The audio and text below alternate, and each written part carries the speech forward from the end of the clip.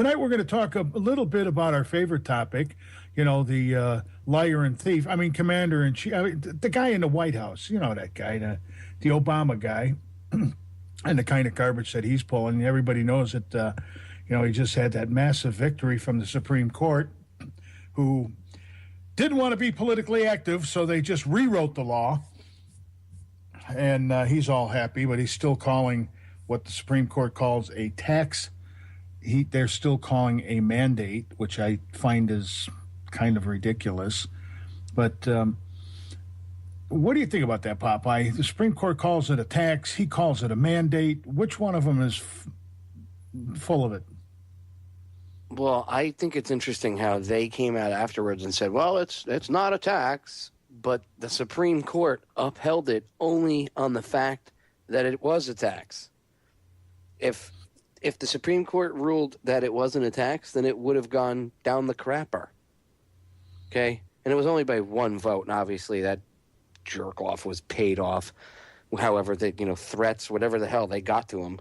But it's obviously, one side says it's a tax, the other says it's not. They're playing games. It's semantics. They're doing that to confuse people. But the agenda still carries on. And people are like, well, it's a tax. No, it's not a tax. And, I don't know what to think. All I know now is I have to get health care. And the IRS, by the way, is getting a massive SWAT team. Why do they need a SWAT team for? SWAT teams don't deliver your health insurance card, Ken. Well, it was interesting. I read an article the other day that says that the Justice Department, I guess it is, they've got a team of lawyers getting together. They have found so far 13,000 new taxes on the American people through the health care bill. So tell me it's not a tax. See, that's what I don't understand with this. I mean, if it's a mandate, then you're forcing me to buy something that I don't want. If it's a tax, then you're going to tax me twice, because you're going to have to tax me. You're either going to have to penalize me. You're going to penalize me for not buying something, which is a tax. The whole thing is extremely confusing. And I don't think it's helping the American people. But I would like to remind the American people of exactly what Barack Obama had to say in 2008. Give a listen to this short clip. That's why I believe that every single American has the right to affordable, accessible health care. A right that should never be subject to Washington politics or industry profiteering, and that should never be purchased with tax increases on middle-class families, because that is the last thing we need in an economy like this. Folks are already having a tough enough time. Well, this is the largest tax increase we've ever had. And what I like about this is the fact that he stands there and he says it shouldn't be bought with taxes, but everybody has a right. I don't see where everybody has a right to health care. I mean, you have a right to go out and buy health care if you want it, but he's saying you've got to buy it. So now you no longer have that right. The government is giving you that right. Well, it's not really a right if you're being forced to do it. And the government, first of all, the government can't issue you a right to do anything. It's either, I've had many discussions with many different guests on this. I've done many shows on this, but something is either right or it's wrong.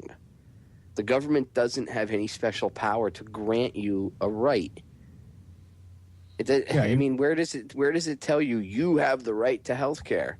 First of all, what happens if people don't want health care from some industry doctor? What happens if someone rather live off the grid and, just eat healthy and take vitamins and maybe go to a homeopath? Oh, well, that's not allowed. Now you have to get health care and come into our system. But we don't want to be in your system. Well, then we're going to SWAT team you and shoot you, and then you're going to have to be in the system because you're going to have bullet holes in you.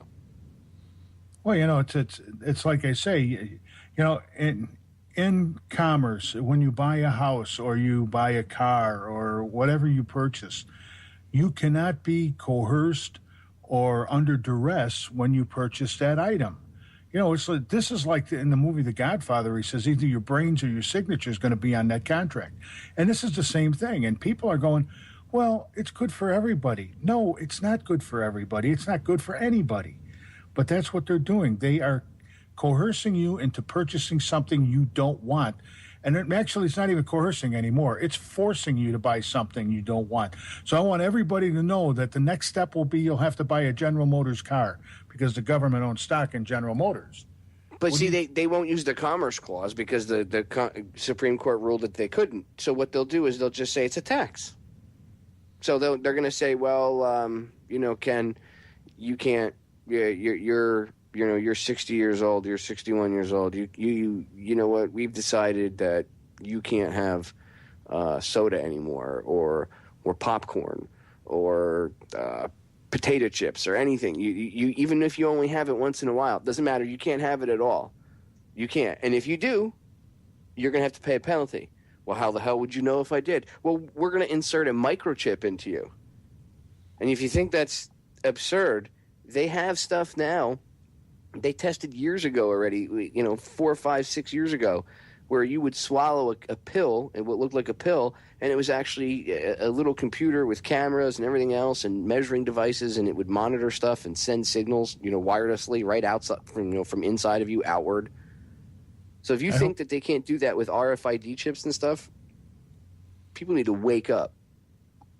Well, I'm hoping that General Motors isn't building that, because if they have the same luck that they have with the Volt, people will be bursting. Actually, you'd hope General Motors would be the ones that would be building the chip. It wouldn't work. Yeah, but with the Volt, it would just inadvertently burst into flames, and Oh well, yeah, that's that. See, that's another thing. The Chevy Volt, they're always out there pushing how great these things are, but in reality, on TV, mainstream media, and the politicians, it's great, it's so great, and there are brain dead morons that buy into that. But if you actually go out there and put boots on the ground and go out in the country and check this stuff out, it's the world's biggest turd. Yeah, it's funny. They built these darn things, and they're not fuel efficient, and you don't recoup a Chevy Volt. You do not recoup your initial investment for 26 years. Why would I want to buy one of those pieces of garbage? But they're still. Wait. You don't gain anything off your initial investment for 26 years? Yeah, that was put out by I can't remember the name of the website. That car's not going to last 26 years, Ken. Things aren't made nowadays for longevity. They're made for planned obsolescence. So there's no way that you. So it's a money pit, is what you're saying. Yeah, well, the article stated, they said the Lincoln MKX and the Toyota Prius, you recoup your initial investment in 2.5 years, but on the Chevy Volt, it's 26 years. So that just goes to show you that even Lincoln can build a high fuel car. Because it keeps breaking down. That's why. So you have to keep going back and buying new parts for it and spending more money. And just think what's going to happen. Think of it this way, too. You buy one of those cars with the big battery in it, and the battery goes dead. Okay, we got to replace the battery. That's, there's probably $3,000 or $4,000 there. Then they're going to tax you for battery disposal fees. That's what they'll call those. We have got more taxes in this country than they know what to do with, but they do know what to do with the tax dollar. They spend it. I thought it was interesting on Joe's show earlier tonight, if anybody listened to Joe's show. Well, a number of you listened to Joe's show, where he said that Obama just signed an executive order that said the health care will be free to illegal aliens. But he doesn't want us to be the moochers. He wants somebody else to do that. Yeah, this guy is the biggest turd we've ever had in the White House. I hate to say this, but Jimmy Carter, you've been knocked out of your number one spot, man. Well, it's done on purpose. It's done to crash the system, so then they can bring in their answers. What we see right now is the problem phase out of problem, reaction, solution. You're seeing the height of the problem phase, where they're making the problem as big as they can. They're pouring gasoline onto the fire in any way, shape, or form, so that they can completely, bring this country down. We're almost there, but they want to just, completely eviscerate us. And then they're going to come up, they'll wait for the reaction of the people, and then they come in with the quote-unquote solution.